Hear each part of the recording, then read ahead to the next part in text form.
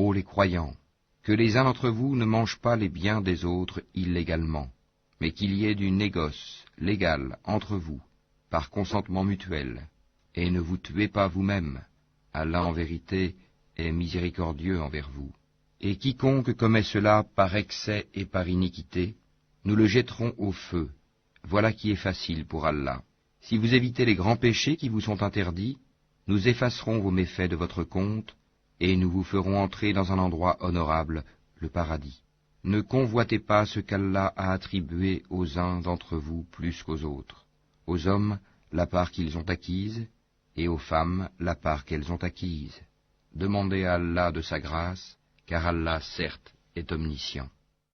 À tous nous avons désigné des héritiers pour ce que leur laissent leurs pères et mères, leurs proches parents, et ceux envers qui, de vos propres mains, vous vous êtes engagés.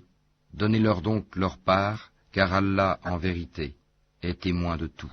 Les hommes ont autorité sur les femmes en raison des faveurs qu'Allah accorde à ceux-là sur celles-ci, et aussi à cause des dépenses qu'ils font de leurs biens. Les femmes vertueuses sont obéissantes à leurs maris, et protègent ce qui doit être protégé pendant l'absence de leur époux, avec la protection d'Allah. Et quant à celles dont vous craignez la désobéissance, exhortez-les, éloignez-vous d'elles dans leur lit, et frappez-les.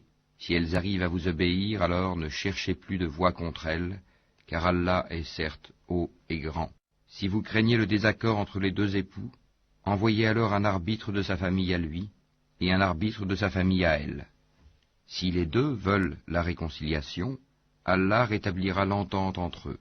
Allah est certes omniscient et parfaitement connaisseur. Adorez Allah et ne lui donnez aucun associé.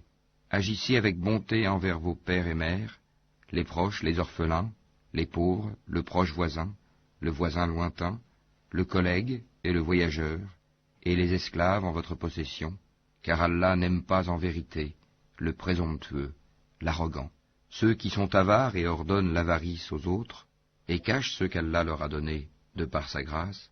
Nous avons préparé un châtiment avilissant pour les mécréants. Et ceux qui dépensent leurs biens avec ostentation devant les gens, et ne croient ni en Allah ni au jour dernier, quiconque a le diable pour camarade inséparable, quel mauvais camarade! Qu'auraient-ils à se reprocher s'ils avaient cru en Allah et au jour dernier, et dépensé dans l'obéissance de ce qu'Allah leur a attribué? Allah, d'eux, est omniscient. Certes, Allah ne laisse personne, fût-ce du poids d'un atome.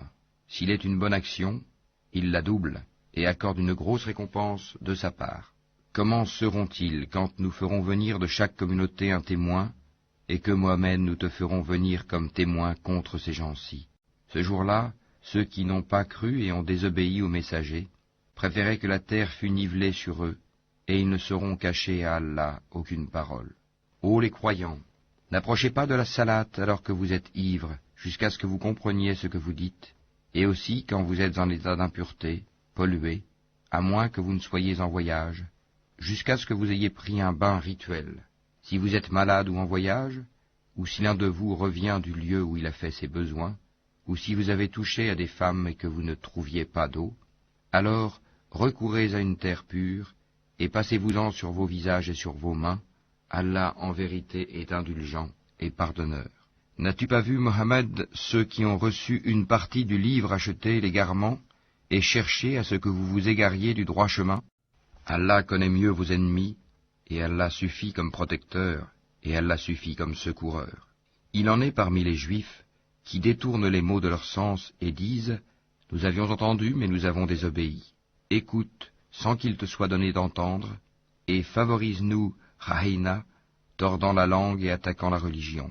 Si au contraire ils disaient « Nous avons entendu et nous avons obéi, écoute et regarde-nous, ce serait meilleur pour eux et plus droit. » Mais Allah les a maudits à cause de leur mécréance, leur foi est donc bien médiocre. Ô vous à qui on a donné le livre, croyez à ce que nous avons fait descendre, en confirmation de ce que vous aviez déjà, avant que nous effacions des visages et les retournions sens devant, derrière, ou que nous les maudissions, comme nous avons maudit les gens du sabbat, car le commandement d'Allah est toujours exécuté. Certes, Allah ne pardonne pas qu'on lui donne quelque associé. À part cela, il pardonne à qui il veut. Mais quiconque donne à Allah quelque associé, commettent un énorme péché. N'as-tu pas vu ceux-là qui se déclarent purs? Mais c'est Allah qui purifie qui il veut, et ils ne seront point lésés, fût-ce d'un brin de noyau de date. Regarde comme ils inventent le mensonge à l'encontre d'Allah, et ça c'est assez comme péché manifeste.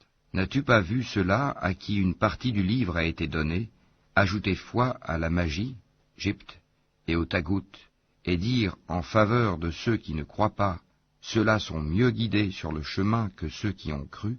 Voilà ceux qu'Allah a maudits, et quiconque Allah maudit, jamais tu ne trouveras pour lui de secoureur. Possède-t-il une partie du pouvoir? Il ne donnerait donc rien aux gens, fût-ce le creux d'un noyau de date. Envie-t-il aux gens ce qu'Allah leur a donné de par sa grâce? Or nous avons donné à la famille d'Abraham le livre et la sagesse, et nous leur avons donné un immense royaume. Certains d'entre eux ont cru en lui, d'autres d'entre eux s'en sont écartés. L'enfer leur suffira comme flamme pour y brûler. Certes, ceux qui ne croient pas à nos versets, le Coran, nous les brûlerons bientôt dans le feu. Chaque fois que leurs peaux auront été consumées, nous leur donnerons d'autres peaux en échange, afin qu'ils goûtent au châtiment. Allah est certes puissant et sage. Et quant à ceux qui ont cru et fait de bonnes œuvres, bientôt nous les ferons entrer au jardin, sous lesquels coulent des ruisseaux.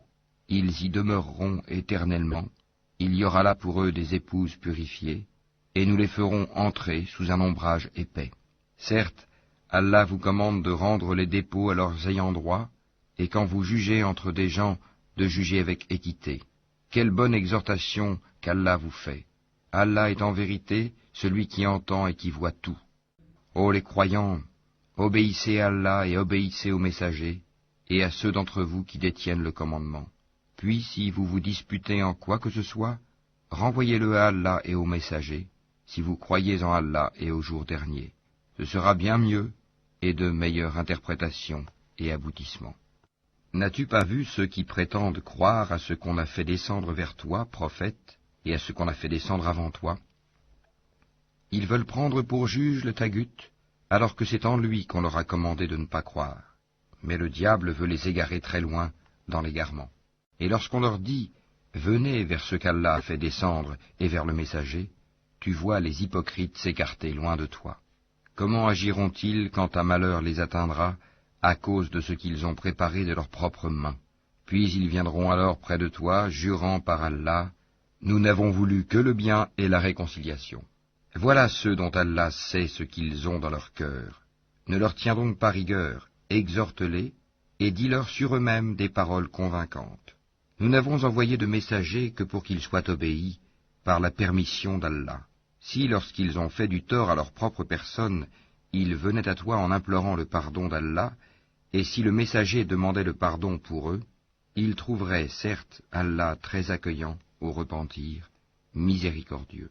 Non, par ton Seigneur, ils ne seront pas croyants aussi longtemps qu'ils ne t'auront demandé de juger de leurs disputes, et qu'ils n'auront éprouvé nulle angoisse pour ce que tu auras décidé, et qu'ils se soumettent complètement à ta sentence.